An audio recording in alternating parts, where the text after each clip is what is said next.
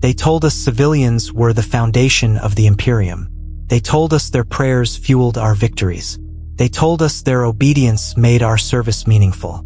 But every time I walked through the ruins of a settlement we had secured, I wondered if anyone in command had ever actually looked a civilian in the eye. Truly looked. Past the fear, past the desperation, past the broken pieces of hope they clung to. Civilians were not the foundation. They were the ashes beneath it. And we were the ones ordered to walk across them without hesitation. My name, at least the one I remembered, was Mark Ion, Brother Sergeant of the Adamant Vault chapter. We were a stone-faced breed, carved for sieges and pacifications, forged to endure the worst horrors the galaxy birthed. Our indoctrination was simple. Civilians were liabilities. Masses to be moved, sorted, protected only if it served a strategic objective. We were told to preserve them when possible, evacuate them when required, and abandon them when necessary. But necessary always seemed to arrive too quickly. I once believed the doctrine without question, until the day a single civilian forced me to confront the truth buried beneath every order I had accepted. We had been deployed to Ordhal's Reach, a hive moon suffocating under rebellion and infestation. The surface cities were already craters. Only the lower-level settlements remained, huddled beneath kilometers of industrial labyrinth. Command declared them high-probability contamination zones. We were told to secure survivors for processing. Processing meant screening, purging, relocation, and sometimes worse.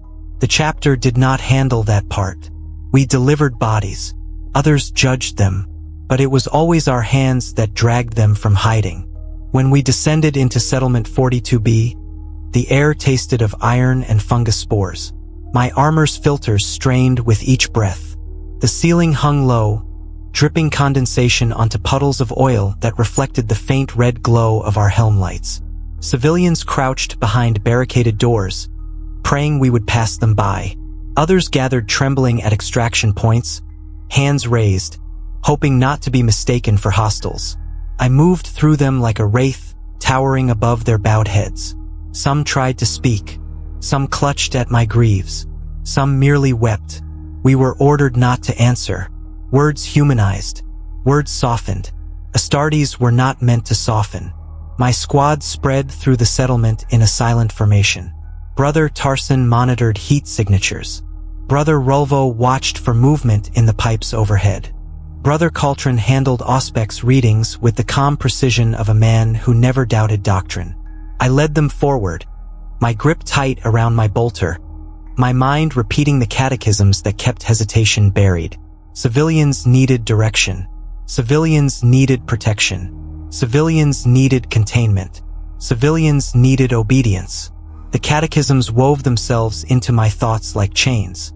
But as we pushed deeper, we found signs the rebellion had passed through here.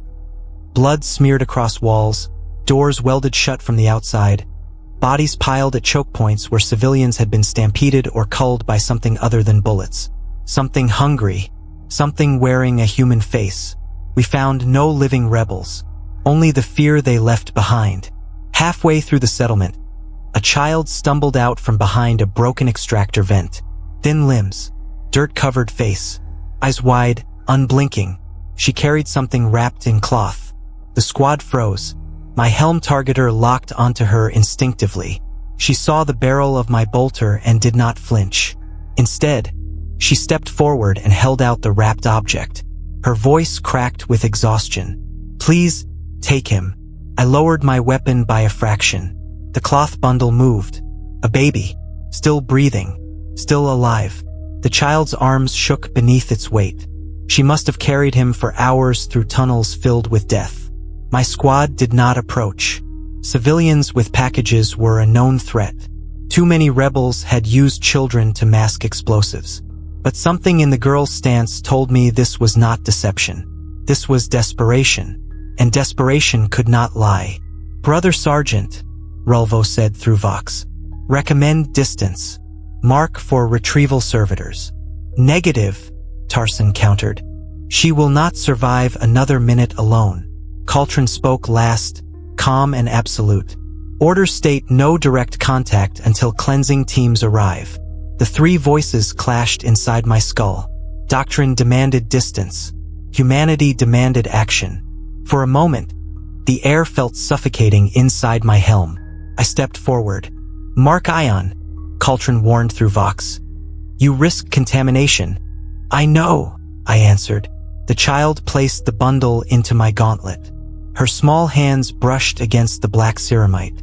I felt the tremble of her fear through the armor. She whispered, "Please save him." Then she collapsed, exhaustion overtaking her body. Tarson caught her before she hit the ground and slung her over his shoulder. But the moment I looked down at the baby, the small, fragile life breathing softly against the void-black gauntlet of a killer, something inside me cracked. A tremor shook the ground. Lights flickered. Something in the pipes above scuttled rapidly toward us. The settlement was not safe. I turned to my squad. "We extract all survivors within this block. No excuses." Caltrin hesitated. Caltrin never hesitated. Then he said quietly, "Understood, Brother Sergeant." As the pipes above us burst and the settlement roared with the sound of something approaching, I realized this was the first time I had ever disobeyed doctrine, and the first time I felt alive. The tremor that shook the settlement was no simple quake, carried intent. The pipes above us shuddered like arteries trying to rupture under pressure. Dust rained down in thin gray streams. The civilians in nearby corridors felt it too. Doors slammed. Quiet whimpers turned to muffled screams, and the faintest ripple of motion spread outward like prey sensing a predator. Whatever infested the lower levels of Orthal's reach had heard us, or sensed us, or wanted us. Tarson adjusted the unconscious girl on his shoulder. Caltrin scanned the air, auspex flickering with unstable readings. Rolvo knelt beside a sealed bulkhead and listened as something clawed lightly on the other side. Too rhythmic, too deliberate. Not a civilian, not a rebel, something else entirely. My squad's disciplines held, but their silence carried tension like an unspoken prayer. The baby in my arms stirred. A small sound, just a breath against my armor, echoed more loudly in my mind than the grinding of pipes or the rumble of distant collapse. It was a sound I had not heard in decades, not since my own memories had been carved apart and reforged into doctrine. That breath forced me to confront a truth our training never allowed us to admit. Civilians were not liabilities. They were the price paid for every war we waged, and their debt was always collected in full. "Tarson," I said, voice low, "you take point. Rolvo, rear guard. Caltrin, monitor thermal. We move for the extraction corridor. No delays." Rolvo hesitated. "Brother Sergeant, we don't have clearance for mass civilian movement." "Then we operate without clearance," I replied. Those words should have been heresy, but my squad followed without a heartbeat's delay.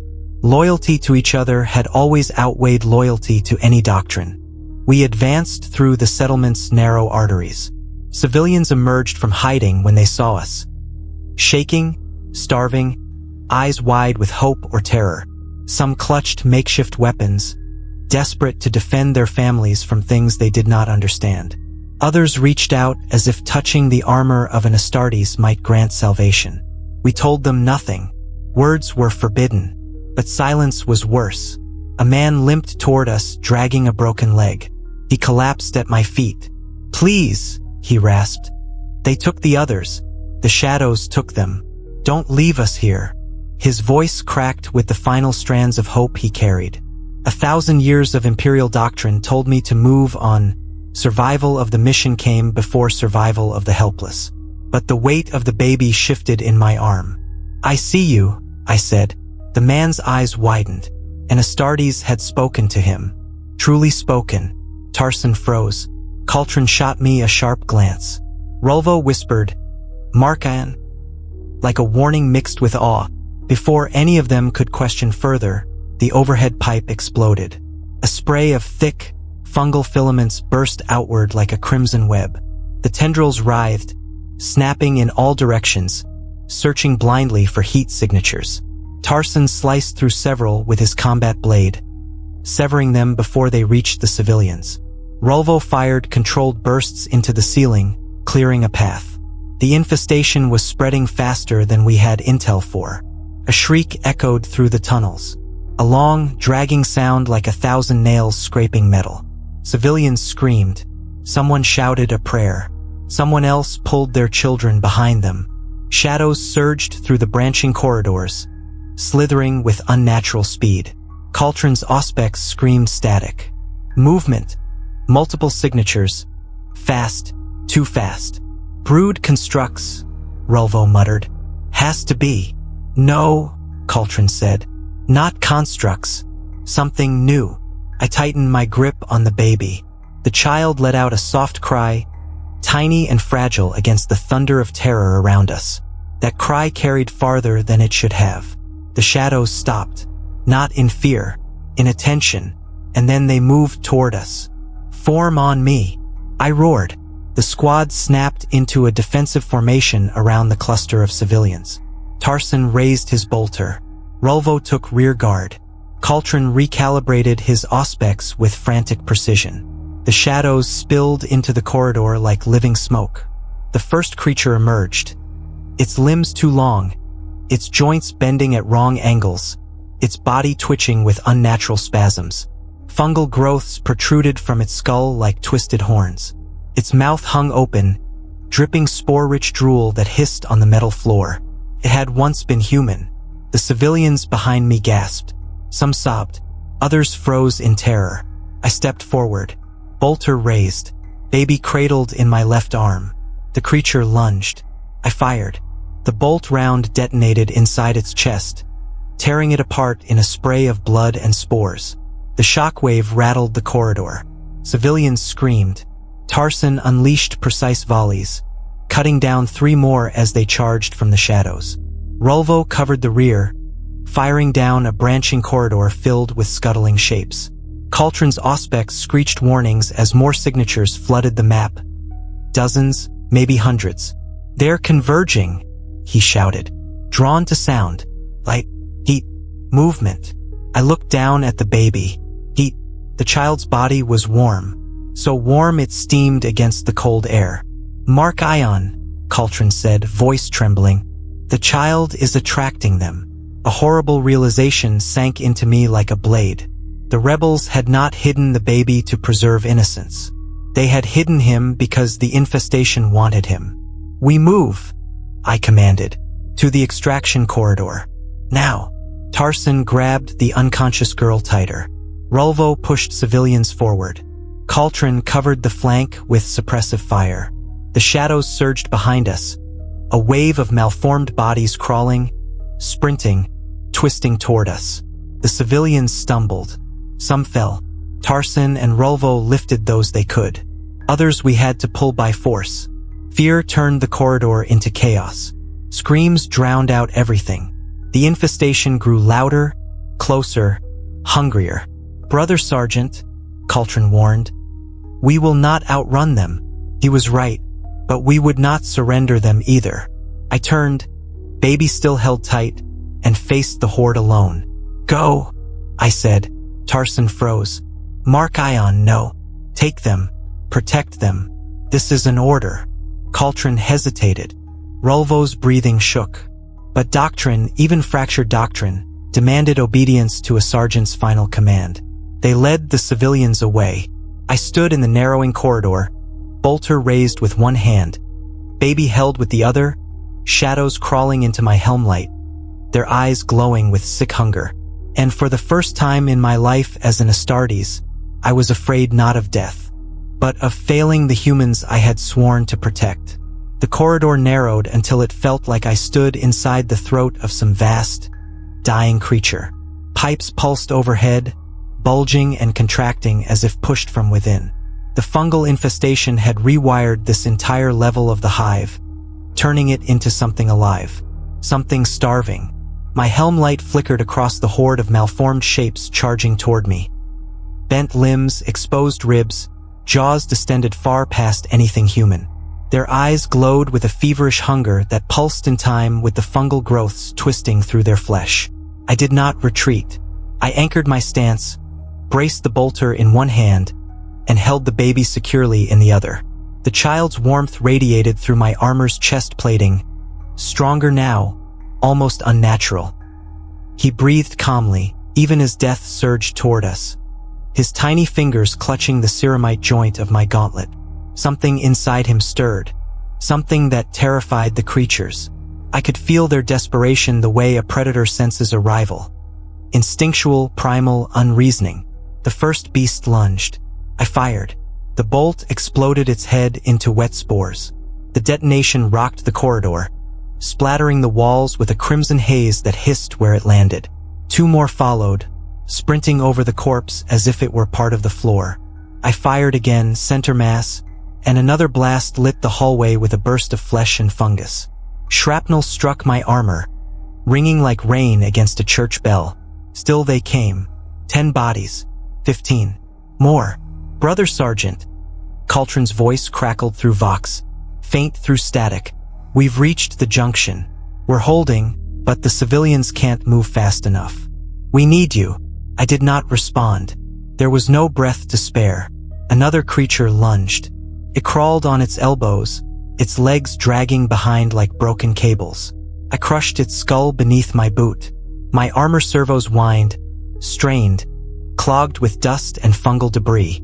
The baby let out a soft cry, and the entire horde recoiled a fraction, as if struck by invisible force. They wanted him, not the civilians, not my squad. Him. Why? My bolter clicked empty. No time to reload. I holstered it and drew my combat blade. The blade hummed with power field charge, its edge glowing faintly blue in the corridor's red emergency light. I advanced, slashing the first creature's neck and tearing upward through the fungal mass growing from its spine. Spasmed, shrieked, collapsed. Behind it, more pushed forward. I fought in silence, efficient, brutal, controlled. Each slash landed with purpose. Each kill bought seconds, not safety. Creatures fell by the dozen, but still the horde pressed closer, trampling their dead with mindless hunger. Then the child in my arm exhaled, and the temperature around me dropped sharply. Frost spiraled across my vambrace. My breath fogged inside the helm, even through my filters. The creatures stopped mid-charge, twitching violently. For a heartbeat, the corridor froze in unnatural stillness. Then they screamed. Every throat, human and inhuman, screeched at once. I had heard war machines die with less agony. The horde convulsed, clawing at their own chests as frost spread across their limbs, freezing fungus and flesh together in grotesque shapes. Their glowing eyes dimmed. Their bodies shuddered. Then they broke. One by one, they collapsed in twisted piles, frozen solid where they stood. I stared down at the baby. His eyes were open. They were blue. Not the soft blue of innocence, but the pale, glacial blue of something ancient and alien stirring beneath human flesh. "What are you?" I whispered. He blinked slowly, and the unnatural frost faded, melting into the air like breath on glass. His eyes softened again, becoming normal, human. The moment passed as quickly as it arrived. "Brother Sergeant," Rolvo's voice cut through Vox. "They're coming from another direction. We need you here." I sprinted toward the junction, leaping over frozen corpses, boots cracking brittle limbs with each landing. The baby's warmth returned, steady and human. Whatever had happened, whatever power had emerged, had retreated. The junction was chaos. Civilians huddled behind makeshift barriers, trembling and coughing. Children clung to parents. Elderly men collapsed against walls, wheezing. The unconscious girl Tarson carried stirred weakly, her breath shallow. Rolvo held the rear line, firing controlled bursts into the darkness as shapes skittered along the tunnel ceiling. Caltron covered a flanking corridor, Auspex trembling in his gauntlet. Tarson had drawn his combat blade and stood over the civilians like a silent sentinel. When they saw me, their tension broke. "Mark Ion," Tarson said, relief and fear mixing in his voice. "What happened back there?" Rolvo stared at the baby. "What is that child? Why is the infestation acting like?" He didn't finish. None of them could find words. Civilians looked at me as though I were their last salvation, or their first executioner. the same stare I had received on 100 worlds. But this time, I felt the weight of it, truly felt it. Cauldron approached slowly. "Brother Sergeant," he said quietly, "the child cannot be normal." The creatures reacted as if in subjugation or terror. "That is not human behavior." I met his gaze. "He is alive, and we protect the living." Cauldron hesitated. "But if he is a vector, if he is a mutation?" The baby reached a tiny hand toward Cauldron's gauntlet. Cauldron flinched back, not from fear, from reverence. "We move to the extraction corridor," I said. "Now." The civilians rose. Injured helped each other. Tarson shifted the unconscious girl in his arms. Rolvo reloaded. Cauldron scanned again, jaw clenched. The ground trembled. The pipes above bulged outward as something massive forced its way toward the junction. The creatures from before were nothing compared to what was coming. "Sergeant," Tarson whispered, voice low with dread. "The main hive body. It's waking." A booming thud echoed, distant but approaching, like a war drum buried beneath the floor. Civilians whimpered. My squad glanced at me for orders. I tightened my grip on the child. "We run," I said. The hive roared behind us. An ancient, hungry sound that shook dust from the ceiling in choking waves. We ran, and every step echoed with a single truth. The baby wasn't just surviving the infestation. He was resisting it, controlling it, recalling it. I didn't yet know which, but the Imperium would not care. They would kill him regardless, and maybe kill us too. The deeper we ran into the extraction corridor, the more the hive seemed to resist our passage. Doors that should have slid open remained locked. Pressure seals that were meant to isolate infestations buckled outward as though breathing. The lights flickered in frantic, dying bursts. Every sound echoed twice, once in the air and once beneath the floor, as if a second, buried world moved in parallel with our own. The civilians huddled together, stumbling in panic, clutching their children and dragging the wounded. My squad formed a shell around them, blades and bolters ready, breath steady even as the ground trembled with approaching horror. The baby shifted in my arm again. His warmth grew stronger, radiating through my armor, slowing my heartbeat without my consent. When I looked down, his eyes were closed, as though asleep. But the air around us changed. The shadows behind us stopped advancing. The distant scuttling faded. Something vast and unseen seemed to hesitate. Cauldron noticed first. "Sergeant, they're holding back." Rolvo scanned the tunnel. Not holding, waiting. Tarson fell into step beside us. The unconscious girl still held firmly against his chest. Her breathing had grown faint, shallow. Her skin was pale. Fungal spores had likely settled in her lungs. She wouldn't survive much longer without proper medici. None of these civilians would. "Mark Ion," Tarson said quietly. "We must hurry. They are dying." I knew. Emperor help me, I knew. Every minute spent in this cursed level drained them. Their lives were threads stretched thin. But time was the one thing this place refused to give. Because something far older than rebellion or infestation was waking. The ground pulsed beneath my boots, slow and rhythmic, like a colossal heartbeat echoing through the tunnels. Cauldron checked the auspex again, its runes flashing like a broken shrine candle. "It's close," he whispered. "The hive's central biomass, or what's left of it." "What does that mean?" Rolvo asked. Cauldron hesitated. "It means we are inside a corpse that refuses to die." The civilians heard. Their panic grew sharper, breaths ragged, feet stumbling over debris. My armor picked up the faint sound of prayers muttered under breath. Please for salvation. Please for mercy. Please for us not to abandon them. We reached a junction ahead, a cavernous gallery where 3 industrial passages met. The floor sloped downward at dangerous angles. A derelict ventilation shaft gaped open like a throat in the far wall. The lights here were nearly dead, flickering in long, failing pulses. Tarson lifted his helm light, sweeping it across the chamber. Something shimmered on the walls.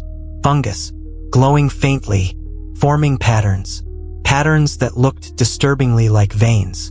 And within those veins, something moved. Slowly, purposefully.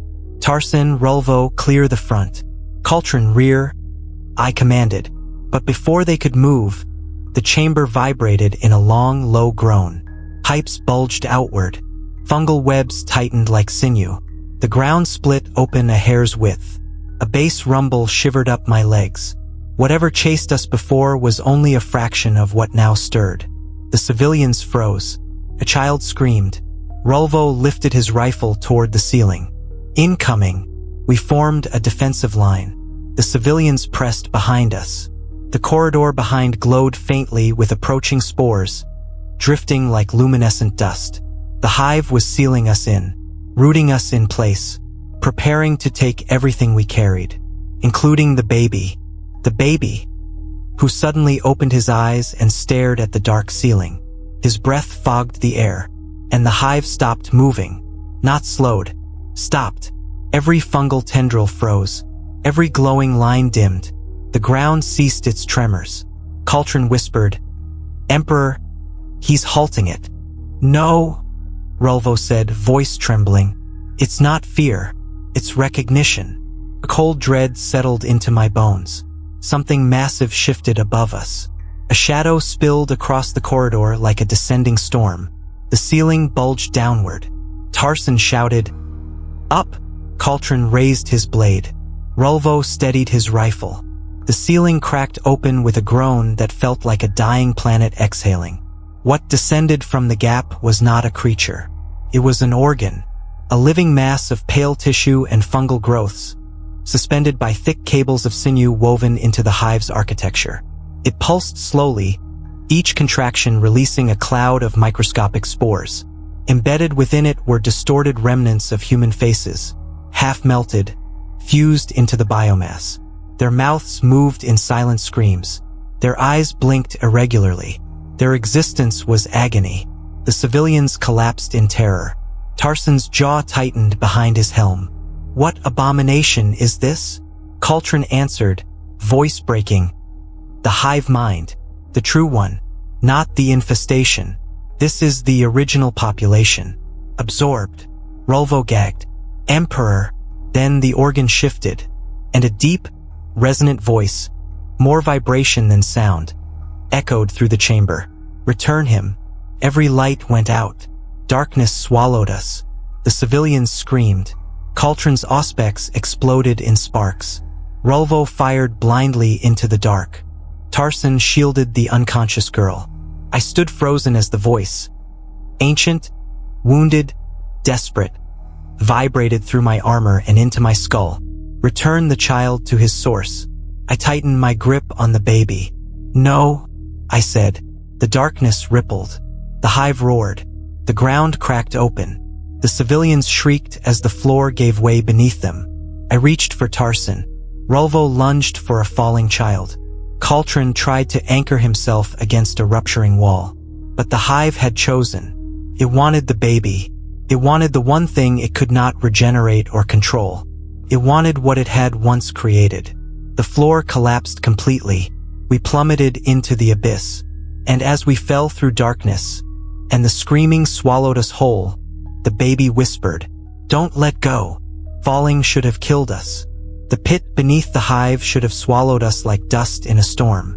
Yet the descent slowed, subtly, unnaturally, as if invisible strands caught us midair. The baby in my arms radiated warmth that turned the rushing darkness into a suffocating haze of heat and damp air. Civilians screamed around me, their voices tumbling in spirals as gravity twisted sideways. My squad fell in controlled panic, each warrior contorting mid-drop to shield the nearest civilian. Tarson clutched the unconscious girl tight against his armor, his teeth bared behind his helm. Rolvo grabbed two falling figures by the scruffs of their torn clothing, muscles straining to claim any purchase in air.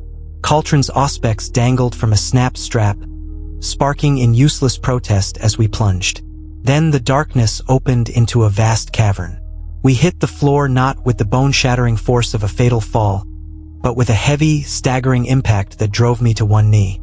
Civilians hit the ground around us, bruised but alive. The landing felt engineered, controlled rather than accidental.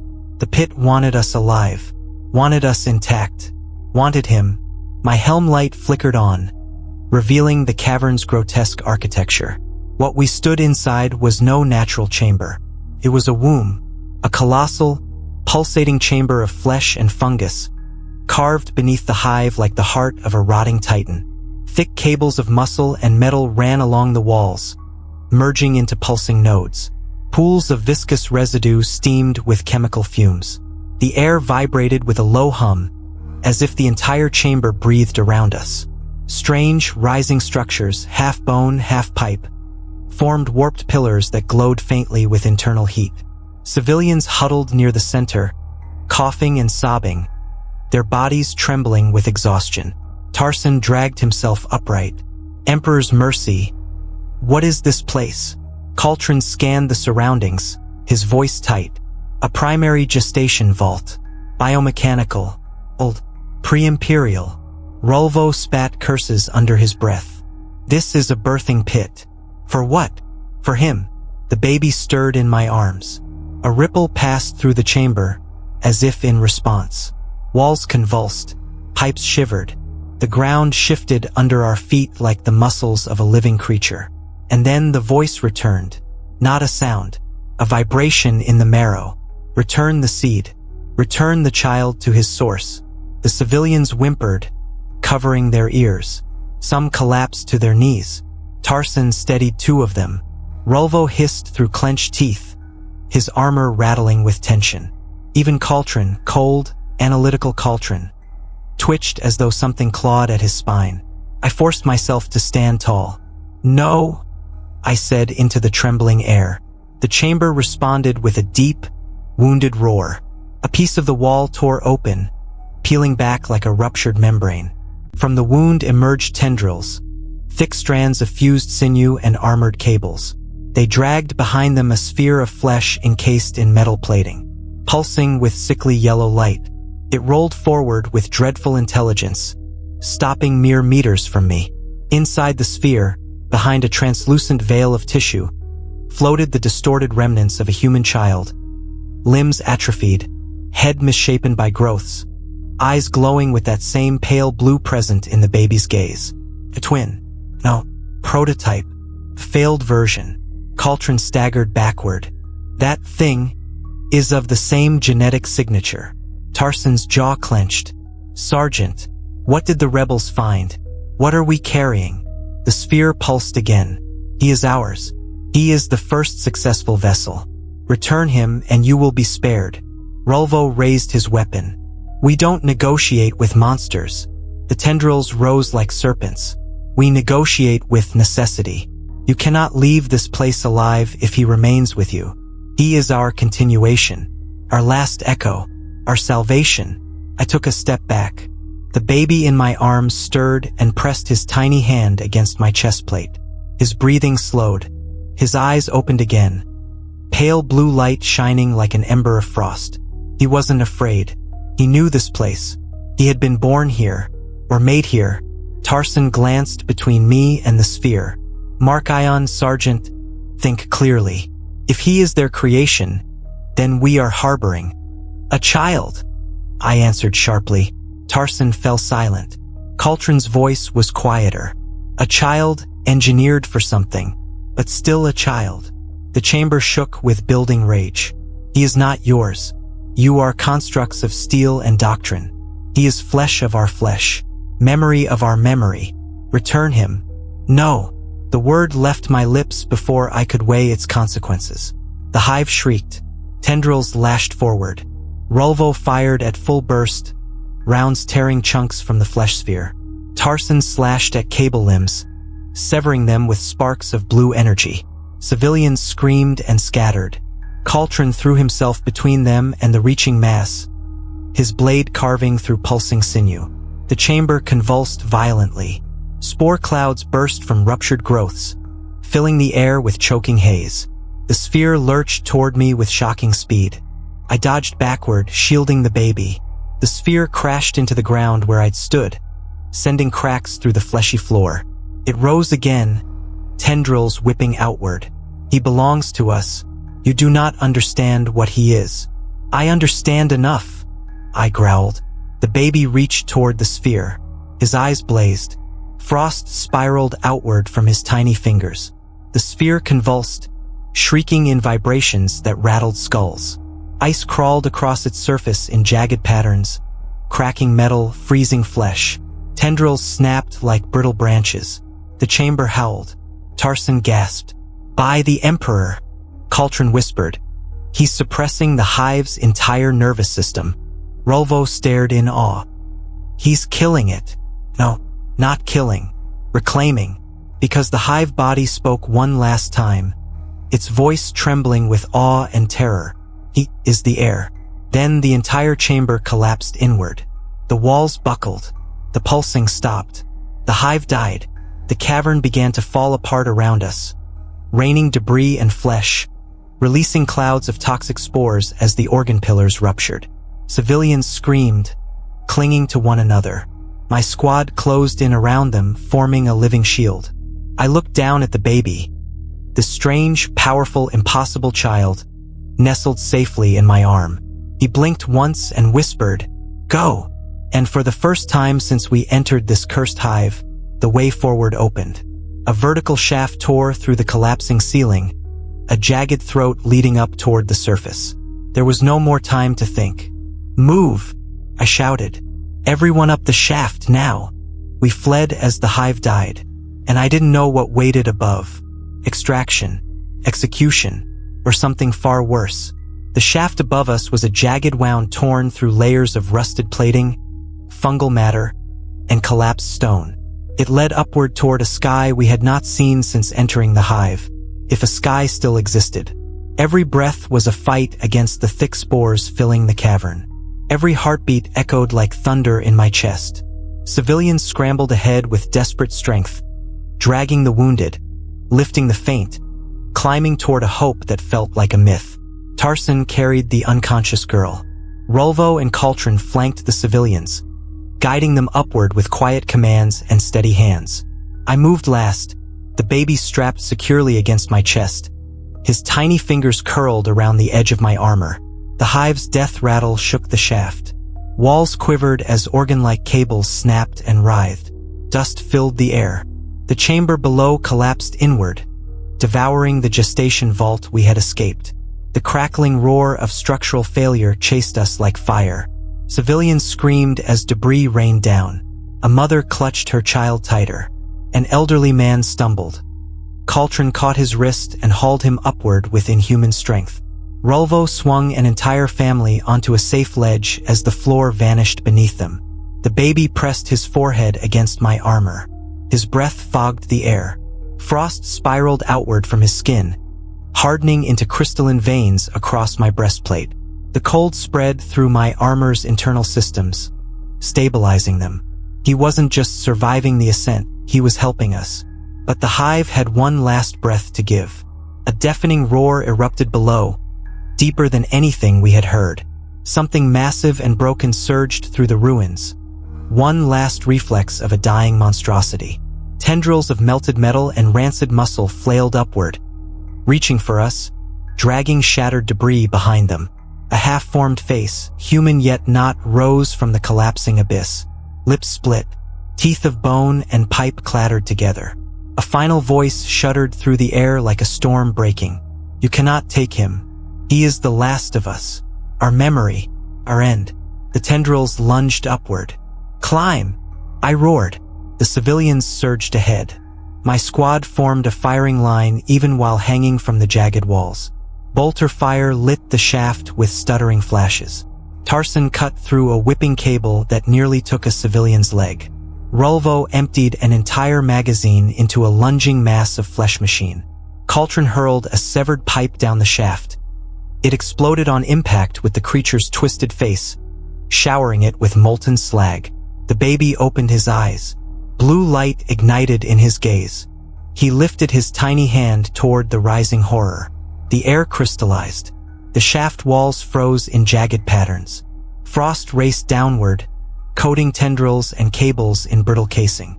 The creature roared in agony as its limbs froze solid mid-lunge, shattering under their own weight. The cavern below convulsed violently, then collapsed entirely, the last remains of the hive vanishing into an avalanche of stone and metal. Silence. Then only the sound of our ragged breathing remained. We reached the top of the shaft. A metal hatch, half buried beneath collapsed rubble, glowed faintly with surface light beyond. Tarson pried it open with straining servos. Fresh, warm air rushed down the shaft, washing away the stench of death. We emerged onto the surface. Ordhal's reach was burning. The sky was a roiling swirl of black smoke and crimson glow. Entire districts lay flattened. Ash drifted like dying snow. Above us, the sky thundered as two purity carriers hovered in low orbit, their cathedral-like hulls casting vast shadows across the wasteland. Extraction had arrived, but not for us. A squad of armored paladins, gold and obsidian plate, purity seals fluttering in the heat, marched toward us from the landing zone.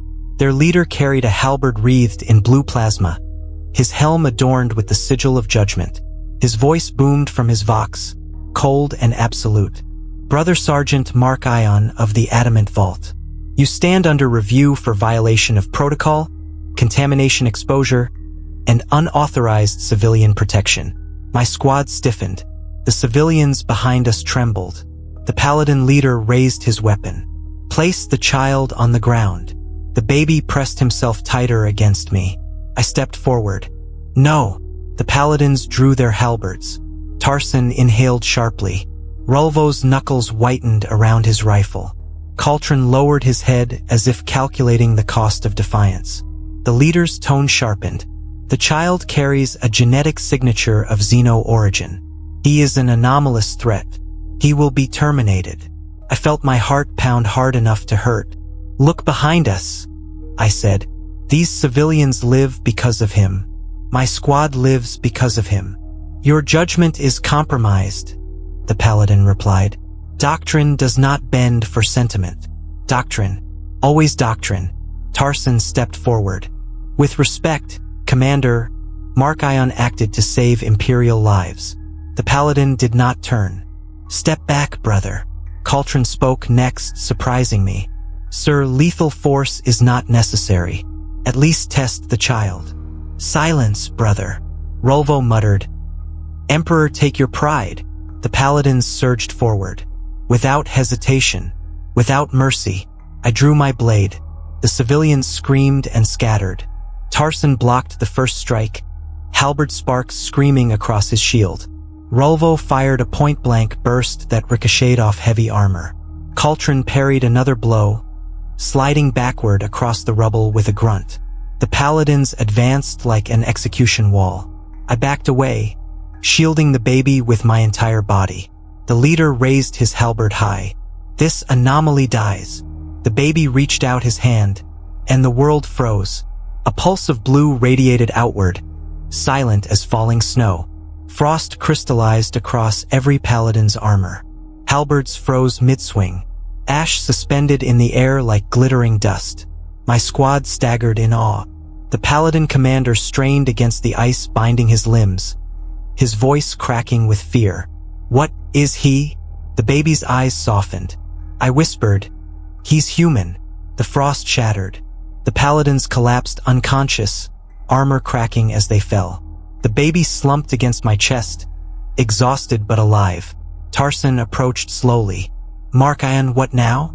I looked toward the burning horizon, toward the civilians who needed shelter, toward the baby who carried power the Imperium would never understand, toward my squad loyal not to doctrine but to the lives they saved.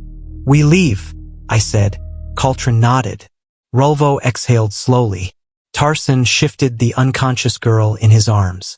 We walked into the scorched wasteland, away from doctrine, away from judgment, into a future none of us understood. For the first time in my existence, I wasn't walking by order. I was walking by choice.